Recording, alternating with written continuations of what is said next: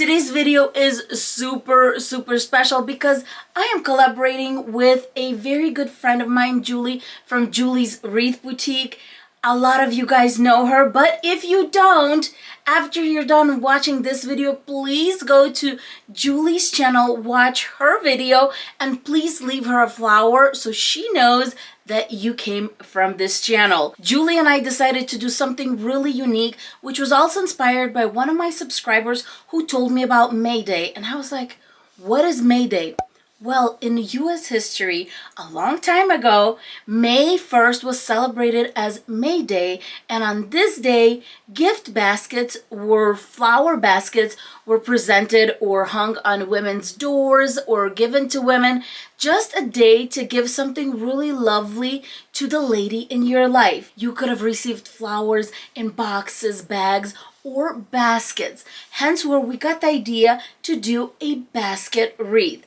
I thought this was such a cute idea. Julie loved it too. So that is what we have going on today. I am going to make a gorgeous basket wreath, and so is Julie. So after watching this video, as I said, please don't forget to visit her channel. I will link it in the description box below and in the comments so you can go straight to her video. Let's get started.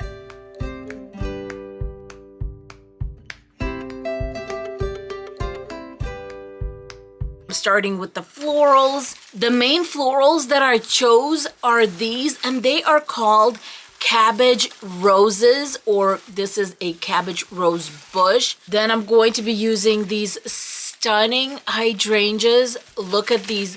They are big, they are beautiful, and they are this gorgeous lilac color. I'm going to be using these as a little filler for greenery, and they have these sweet little flowers on them. I am going to add a bow to this basket. Here is the ribbon that I'm going to be using. This first one is like a mauve champagne pink. It's really beautiful, 2.5 inches in width. It's wired velvet. Just look at this shimmer. The second ribbon that I'm going to be using, this was from Christmas. Where this basket is going to hang, I do have gold accents there, so I wanted a little bit of gold in something in this little wreath basket. Here is the basket I found on clearance at Hobby Lobby for $3.74, which is really nice, and the measurements on it 10 inches by about 13.5 inches in height, so quite large. It is metal. Any basket you can get your hands on is a beautiful basket. A little bit of Spanish moss, some floral foam, and this one is a block, just a solid block, and this one is separated into 4 pieces. So whenever I'm doing something like this, I'm going to put this in and then take the blocks, separate them, and fill them from the sides. Because this basket doesn't fit my home decor right now, I decided to paint it. I'm going to start by grabbing some Rust-Oleum paint and primer and at least give it one little spray. Then I'm going to paint it with this beautiful green Martha Stewart color, and this is a chalk paint. But no worries, we are going to finish this off with some gloss that's UV resistant and clear, and that's going to just seal everything in. When that dries, that's when we can get started on decorating. I just did one layer of the paint and primer, and now I'm going to grab my green paint. As you can see, it's a very elegant green shade.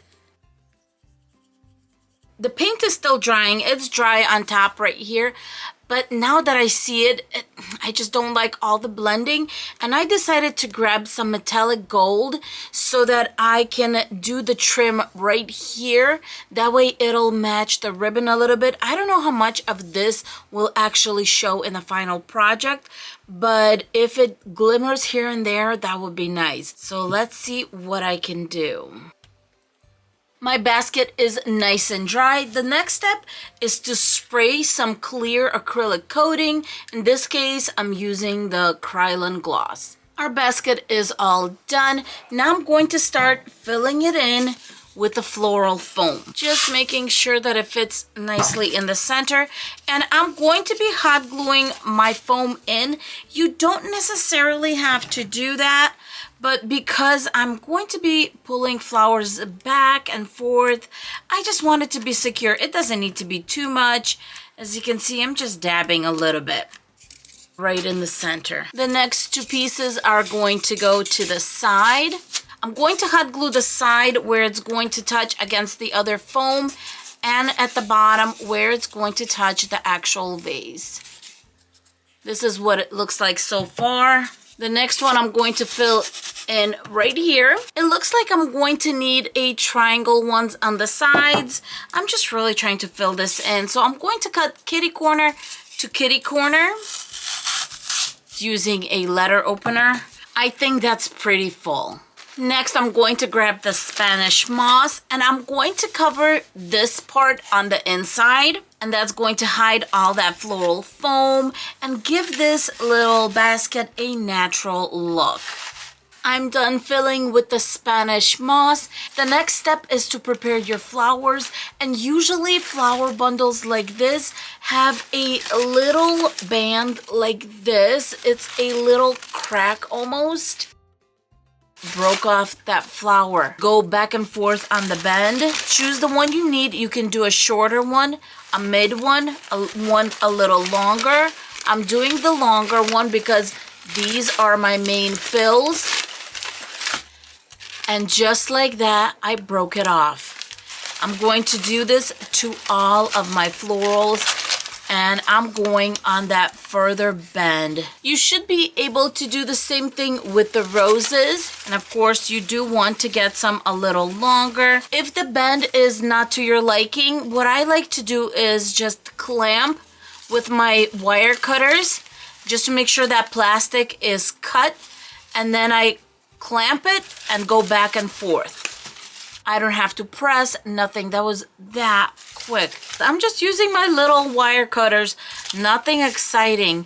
And look at these gorgeous, gorgeous cabbage roses. These roses have greenery stems. First thing I'm going to do is cut them off, and then I'm going to divide this greenery pick. The rose little bundle is going to be separate from my eucalyptus. The last thing I need to cut up is my filler, and what I'm going to do is I'm going to cut everything at the stem as far as I can. I'm going to lift up all of these branches so that we can have all this gorgeousness at the top. It's finally time to attach our florals, and here's the order of things.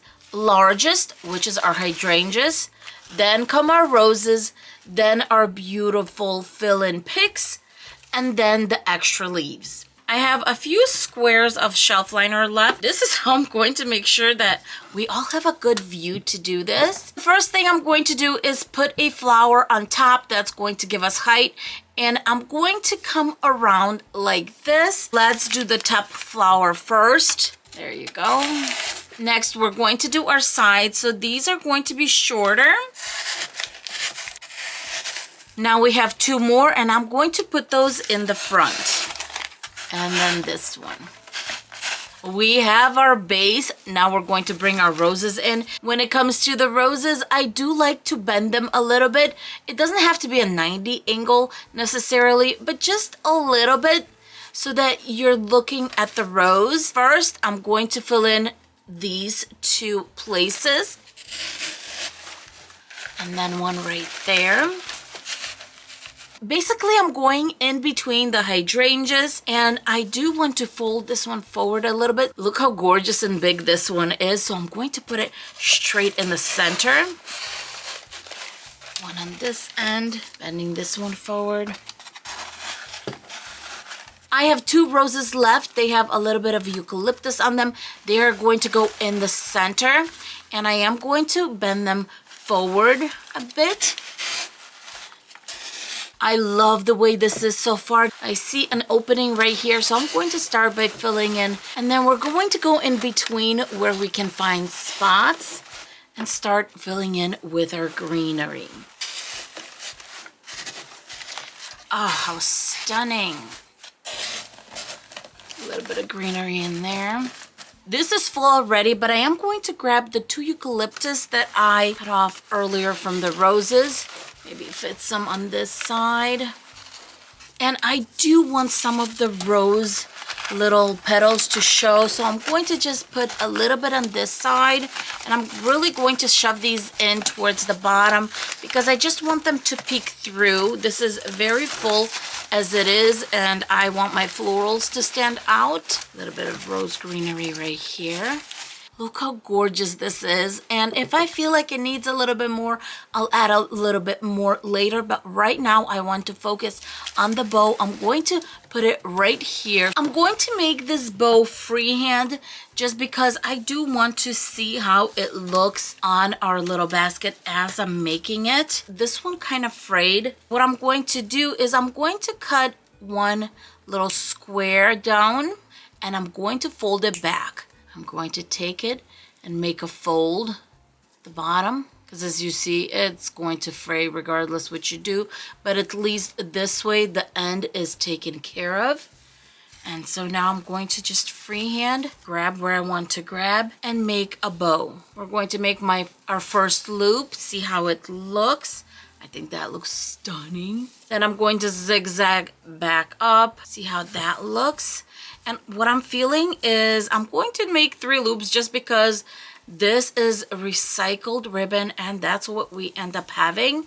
And I think it's pretty perfect. With our first bow, I have 2 loops on one side and then 1 loop on the other side. With our second ribbon, I am going to have 2 loops on this side and 1 loop on this side, so we kind of even it out. Our gorgeous velvet ribbon, I love this one. It is one-sided, as you can see it's matte in the back. We're going to be using the velvet side, so I'm going to measure my tail and I'm going to just twist right there in the beginning because we do need to make our loop. And just like using our bow maker, I'm going to twist every time we go through the center. So I'm going to twist, make another loop, twist again, make my third loop. To bring it together, I'm going to use a zip tie first, and I'm not going to zip tie it all the way. I'm going to first make sure that I like the way it looks. This is going to be stunning, and I think it's beautiful. So now I am going to go ahead and tighten my zip tie, cut off the tail. I have a gold floral wire, so that is what I'm going to use to attach our bow, and it's a little bit on the soft side, so I am going to double it to make it a little bit stronger. Wrap it around our bow, twist it, and I'm going to attach it by using the basket itself, just going in, twisting the wires in, and time to make this bow gorgeous. Oh my goodness. First things first, let's get those tails down. And now let's work on the bow. When it comes to the shape of the bow, I'm going to have the velvet ribbon drape a little bit. We're going for that country look. And then as far as the tails, I'm going to make a little corner, twist my little end up like this. So we have an angle. I did the same thing with this. We're just going to kind of curl it. When it comes to the pink ribbon, I am going to cut it on an angle also, so we have that same look going. A little bit of elegance, poof it out on top, maybe like this. And then with this one, which is going to hang in the back, I'm also going to cut this one on an angle. All my angles are facing the same way. You don't necessarily have to do that, but I thought that would be beautiful. The basket is done, but now I have one thing left, and that is to take care of the back. In the back of the basket, I do have a groove right here. And if you're going to be doing a metal basket, I have a recommendation for you. Grab some of these Christmas puff balls. And what I'm going to do is I'm going to hot glue some of these to the edges. The big ones I put at the bottom because I feel like it's going to kind of prop up this basket a little bit. And then some white ones throughout. One here, one there, and then one in the center. My basket is all done, and in the comments below, I would love to know if you've ever heard of May 1st baskets.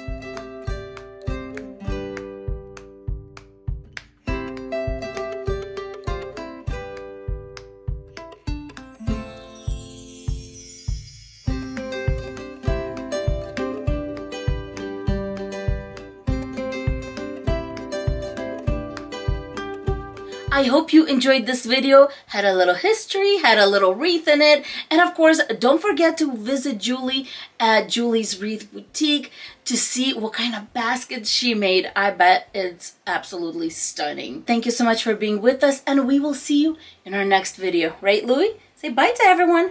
Bye!